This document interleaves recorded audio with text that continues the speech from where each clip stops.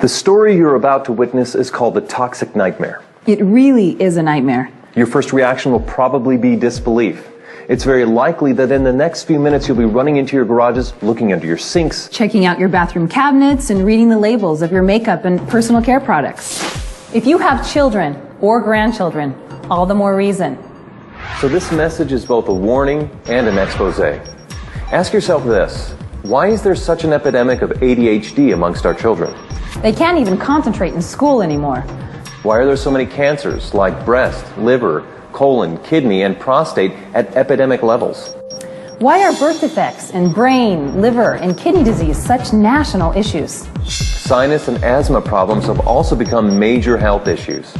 And why are so-called old age illnesses now attacking our children? What's going on? The short of it is that our immune systems are breaking down. Drug companies can't work fast enough to give us remedies to fix our illnesses. The problem is that their remedies often cause side effects that are worse than the illness itself.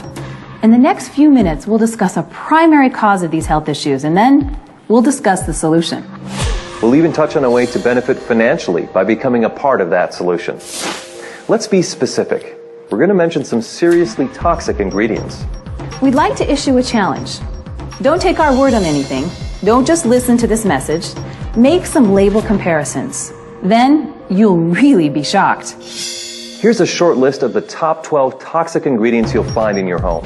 In fact, we call these the Toxic 12. We'll talk about 5 of them in some detail. Once again, check these ingredients against the products you use. First, propylene glycol, butylene glycol, or ethylene glycol. Now run into your garage and check your antifreeze. Antifreeze is one of those glycols. Now, check your facial cleansers, shampoos, conditioners, toothpaste, underarm deodorants, and baby products. These glycols act as surfactants, wetting agents, and solvents. They penetrate the skin fast, weaken protein and cellular structure. They're strong enough to remove barnacles from boats. The EPA warns us not to pour them into our soil, yet we smear them on our bodies. Contact with these glycols may cause brain, liver, and kidney malfunction. Yet, about 1/3 of all the beauty and personal care products you use morning, afternoon, and evening contain them and do not have a warning label. Why are these glycols used in such abundance? One answer: they come cheap. The non-toxic ingredients needed to replace them are far more expensive. Now propylene glycol is being added to many of our cookies and ice cream. It keeps them softer. You put petroleum in a cookie, and 100 years from now, it'll be soft and tender. Second, sodium hydroxide. This time, check under your sink. Check out your Drano or other sink and oven cleaners. Especially check the crystal or dry Drano. Crystal Drano is 100% sodium hydroxide. This is a poison. Read the warning label. Look at the skull and crossbones. Yeah, it's caustic soda lye. You'll find sodium hydroxide in most common toothpastes, especially the ones claiming total or extra whitening. I guess they figure if it cleans your drains, it'll do a good job on your teeth. It's also in many of your soaps and facial cleansers. Third, sodium lauryl sulfate, sodium lauryl sulfate, or ammonium lauryl sulfate. These sulfates are strong detergents. They're used in garage floor cleaners and engine degreasers. Yet they'll be in 90%. Get that. 90% of your beauty and personal care products that foam. Why? It's the cheapest way to create foam. They're linked to eye damage, depression, diarrhea, skin irritation, and even death. Our bodies retain these sulfates for extensive periods of time. This means that even smaller dosages amount up to higher and higher levels of toxicity in our bodies. Think of what that means to smaller bodies, like infants and children. Think of the unborn infants. Any wonder why attention deficit and learning disabilities are at epidemic proportions? Fourth, DEA, MEA, or TEA. These are hormone-disrupting chemicals with ties to cancer. They're restricted in Europe, yet used freely in the US. The EPA says that repeated applications result in major increases in liver, breast, and kidney cancer. The risk is significantly increased in children. Fifth, PEG, or polyethylene glycol. This is a carcinogenic petroleum compound that reduces the skin's natural moisture. Prolonged use seriously ages the skin. In addition, it has links to all forms of cancer. The higher the PEG content, like PEG 20, 50, 100, or 120, the worse it becomes. Sixth, DMDM or urea. These are preservatives that release formaldehyde. 7th, mineral oil. It's another petroleum product that coats the skin like saran wrap. Baby oil is 100% mineral oil.